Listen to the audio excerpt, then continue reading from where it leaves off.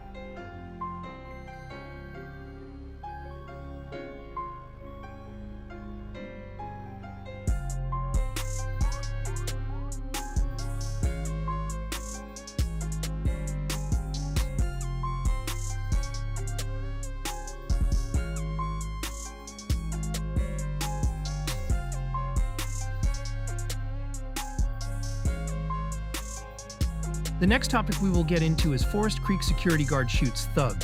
Recently, a video would go viral of some Forest Creek thugs taunting a security guard. The security guard would then pull his gun and fire one shot at the thug, and that's when all of the Forest Creek thugs would simultaneously yell, "You just lost your job."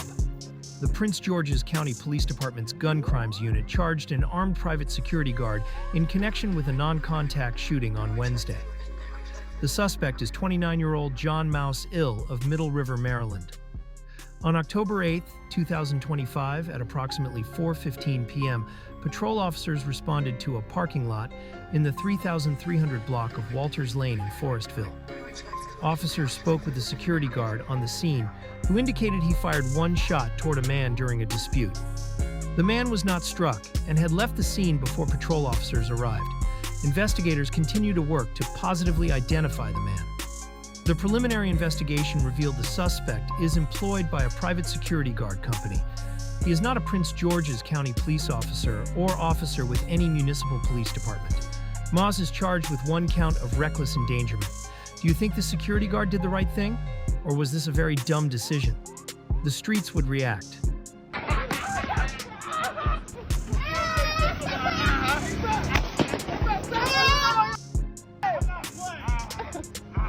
You better lose your job. He got you on camera. He lost his job. What is he doing?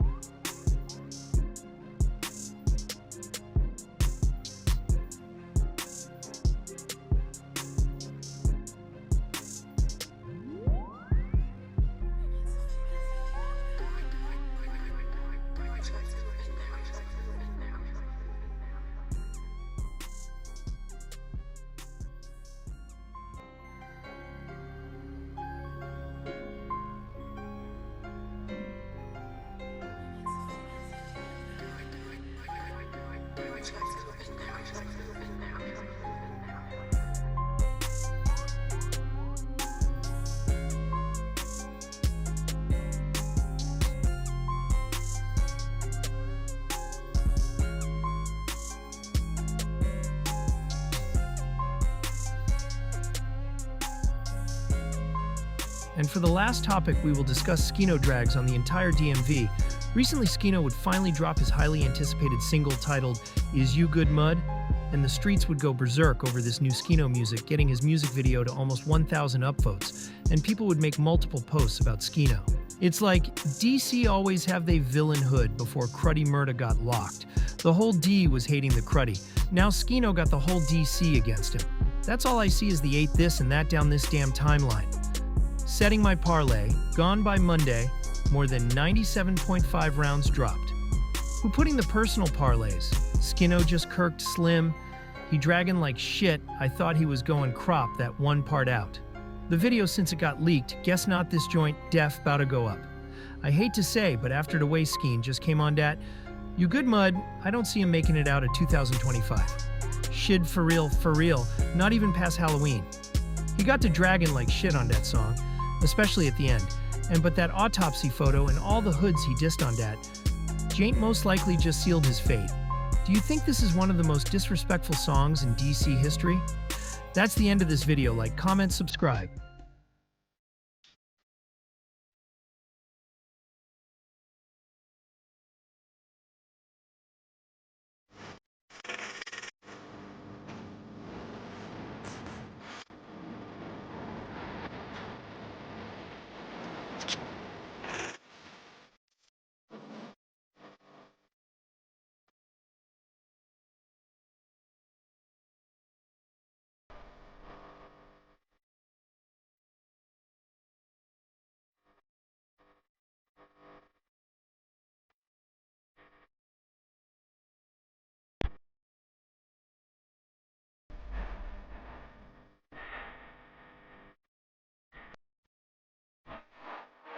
On my nigga ain't frontin' real tall wall, that nigga be lying.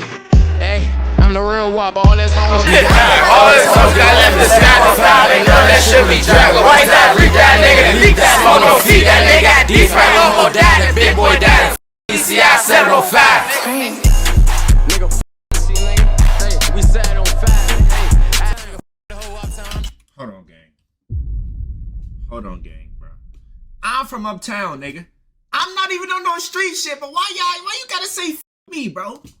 Fuck. First it was f DC, now it's f uptown. What the f is it, my man? Aren't you from DC, my nigga? God damn, bro, this nigga dissing everybody, bro. What the fuck, fool? Nah, crack man, nigga, I don't care.